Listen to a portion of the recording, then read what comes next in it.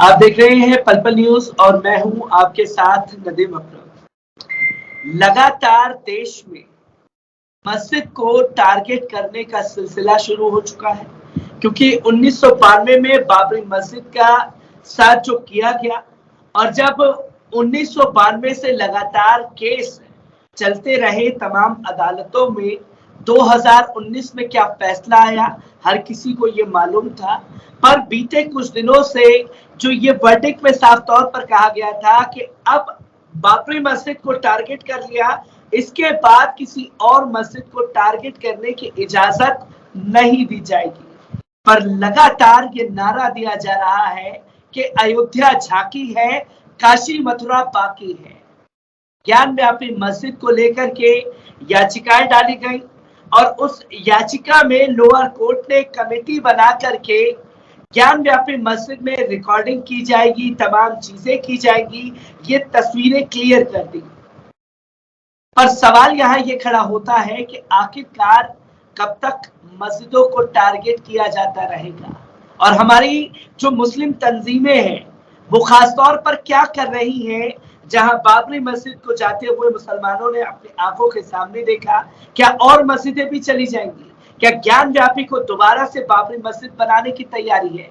इसी पर बात करने के लिए मेरे साथ ऑल इंडिया इमाम काउंसिल के नेशनल प्रेसिडेंट मौजूद हैं, मुफ्ती एहरार कासमी साहब। मैं ये जानना चाहता हूं कि ज्ञान व्यापी मस्जिद को लेकर के जो बीते कुछ दिनों से दलीलें चल रही हैं मीडिया के जरिए और खासतौर पर सरकार जो कदम उठा रही है, उसके लिए आप लोग क्या कर रहे हैं? किस तरीके की तैयारियां आप लोगों की हैं? अस्सलाम वालेकुम रहमतुल्लाहि व बरकातुहू। नदीम भाई, मैं सबसे पहले आपका शुक्रिया अदा करता हूं आपके चैनल का कि आप हमेशा हक की आवाज़ उठाते रहे हैं और मुस्लिम कम्युनिटी को और देश को हकीकत से वाकिफ कराते रहे हैं। इस वक्त जो ज्ञान वापी और दीगर मसाजिद का इशू है, ये सिर्फ एक मस्जिद का इशू नहीं है। इस मुल्क के अंदर जमहूरी अलामतों को मिटा देने और जमहूरियत को ख़त्म कर देने का एक इशू है। यहाँ की फाशिस्ट ताकतें और बीजेपी हुकूमत ये बिल्कुल नहीं चाहती और उनको बिल्कुल एक आंख भी ये नहीं भा रहा है कि इस मुल्क के अंदर हिंदू, मुस्लिम, दलित, सिख, ईसाई सब लोग मिलजुल करके रहे। ये अपना एक डिक्टेटर निज़ाम कायम करना चाहते हैं और हर कम्युनिटी को बांट कर हुकूमत में बने रहना चाहते हैं। इसलिए वो कोई ना कोई हॉट इशू, एक गर्म मसला पैदा करके रखना चाहते हैं। अभी चूंकि 2024 में इलेक्शन होना है, इसलिए उनको अब बाबरी मस्जिद का इशू नहीं रहा तो कोई ना कोई इशू उठाना है। इसके लिए पहले से ही एक मसले को उठा करके गरमाने की कोशिश कर रहे हैं। हम इसकी पुरजोर मजम्मत करते हैं और किसी भी मुल्क के अंदर, खासतौर से हमारे जैसे जमहूरी मुल्क के अंदर, किसी भी कम्युनिटी, जमात, पार्टी और किसी भी इंसान को यह हक हासिल नहीं है कि किसी भी दूसरे मजहब के मानने वालों की इबादत गाहों को निशाना बनाए, उसकी बेहुरमती करे, उसको तोड़े या उसके खिलाफ प्रोपागंडा करे।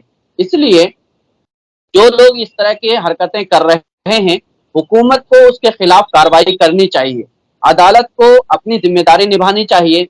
इस वक्त हम लोगों ने पूरे मुल्क के अंदर देखा है, वो शराब का मसला हो या हिजाब का मसला हो या फिर लव जिहाद का मसला हो या एंटी कन्वेंशन बिल हो, इस तरह के जो मसाइल इस वक्त उभर रहे हैं, उठाए जा रहे हैं, इसमें अदालत अपनी जिम्मेदारी मुकम्मल तौर पर नहीं अदा कर रही है, जिसकी वजह से हिंदुस्तानी अवाम का एतमाद अदालतों पर से मजरू होता जा रहा है, उठता जा रहा है। तो अदालत को खास तौर से इन इशू के अंदर अपनी जिम्मेदारी इंसाफ के साथ अदा करनी चाहिए।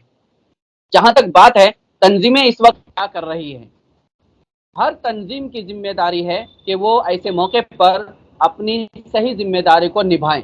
और ये सिर्फ तंजीम का मसला नहीं है, बल्कि हर कम्युनिटी के हर फर्द की जिम्मेदारी है कि अगर उस कम्युनिटी के ऊपर, तहजीब के ऊपर, मजहब के ऊपर, इबादतगाह के ऊपर, तहजीब और कल्चर के ऊपर कोई भी हमला करता है तो हर फर्द उसके लिए आवाज उठाए, जमहूरी तरीके से कानूनी कार्रवाई करे।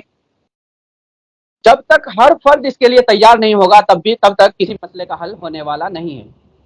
क्योंकि लगातार हम लोग देख रहे हैं कि ज्ञान व्यापी मस्जिद के साथ साथ कुतुब मीनार की मस्जिद को टारगेट किया गया, जहां ये बताने की कोशिश की गई कि साहब कुतुब मीनार तो विष्णु जी का मंदिर है, ताजमहल जो है वो तेजो मंदिर है।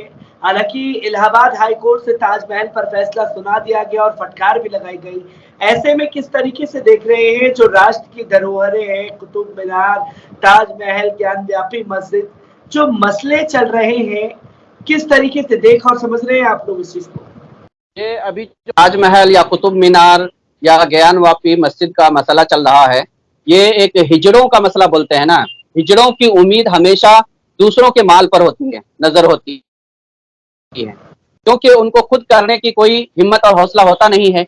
इसलिए आज जो आरएसएस और संघ परिवार का काम है, ये हिजड़ों जैसे दूसरों के जमीन जायदाद घर बार को हथियाने की कोशिश कर रहा है। इनके खिलाफ मुल्क को खड़ा होना पड़ेगा। और अभी जो इलाहाबाद हाई कोर्ट ने ताजमहल के बारे में जो फैसला दिया है और उनको जो फटकार लगाई है, इससे उन्होंने अपना एक हक अदा किया है और लोगों को उम्मीद है कि आइंदा उस तरह का खिलवाड़ नहीं होगा जिस तरीके से बाबरी मस्जिद के फैसले के साथ खिलवाड़ किया गया। सब कुछ ये बताया गया कि मुसलमानों ने बनाया, मंदिर वहां नहीं था, तोड़ा नहीं गया, मंदिर तोड़ के नहीं बनाया, और जिसने तोड़ा है बाबरी मस्जिद को वो मुजरिमाना हरकत किया है, उन लोगों के खिलाफ कार्रवाई होनी चाहिए। फिर भी बाबरी मस्जिद उनको दे दिया गया। तो अभी जो हिस्टोरिकल बातें की जा रही है उसमें कोई शक नहीं है, लेकिन असल ये है कि फैसला जो जिसका हक है उसके हक में होना चाहिए। ये अदालत की जिम्मेदारी है। अगर सब कुछ मानने के बाद भी फैसला एक बातिल तबके को दे दिया जाता है और झूठे मुद्दई को दे दिया जाता है, तो वो अदालत नहीं रहती, वो इंसाफ नहीं होता, एक जुल्म हो जाता है। इस बात के ऊपर मुल्क के तमाम अवाम को अपनी निगाह रखने की जरूरत है। मैं इसी के साथ आपसे एक आखिरी सवाल भी लेना चाहूंगा, क्योंकि 1991 एक्ट के तहत ये कानून बना दिया गया था कि 1991 के बाद जो जैसे धरोहरें थी, जो भी धार्मिक स्थल जैसे थे वो वैसे ही रहेंगे, उन्हें टारगेट नहीं किया जाएगा। जहां ये कानून देश में बन चुका है संविधान के आधार पर, फिर भी संविधान को चुनौती देने का काम किया जा रहा है। ज्ञान व्यापी मस्जिद हो, मथुरा की मस्जिद हो, चाहे कुतुब मीनार की मस्जिद हो, चाहे ताजमहल हो। सवाल यहाँ ये है कि ये मस्जिदों को टारगेट करके सीधे तौर पर मुसलमानों को चुनौती दे रहे हैं या ये संविधान को चुनौती दे रहे हैं? जो एक्ट बना दिया गया उस एक्ट को मानने के लिए तैयार नहीं है। वही हम पूरे मुल्क को बताना चाह रहे हैं कि ये संघ परिवार, आरएसएस और बीजेपी ना तो संविधान को मानते हैं, ना इस मुल्क के सेकुलर निजाम को मानते हैं, ना ही यहाँ की गंगा जमनी तहजीब को मानते हैं।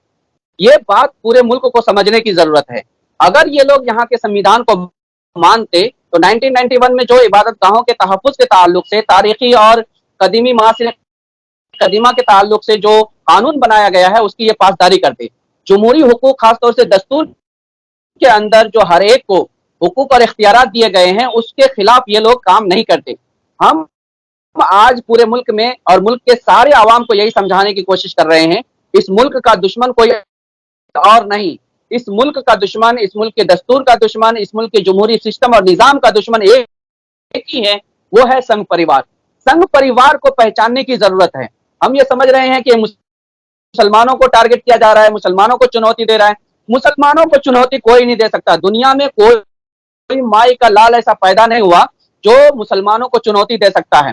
चुनौती अगर संघ परिवार को देना है तो उनको मैदान में आना चाहिए। पुलिस फोर्स, हुकूमत को हट से हट करके इन लोगों को मैदान में आना चाहिए। हम आपसे लड़ना चाहते हैं, फिर देख लेंगे कि कौन किससे लड़ता है। इस मुल्क में मुसलमानों का दुश्मन सिखों, ईसाइयों, दलितों का दुश्मन हिंदू नहीं है, सिख नहीं, ईसाई नहीं, दलित, आदिवासी नहीं, कोई नहीं है। इस मुल्क में मुसलमानों का दुश्मन, यहाँ के दस्तूर का दुश्मन, इस मुल्क का दुश्मन संघ परिवार है। इससे इस मुल्क को खतरा है, मुल्क के सिस्टम और निजाम को खतरा है। तो इसलिए आज जो चुनौती दी जा रही है, ये चुनौती मुसलमानों को नहीं, यहाँ के सिस्टम को दी जा रही है।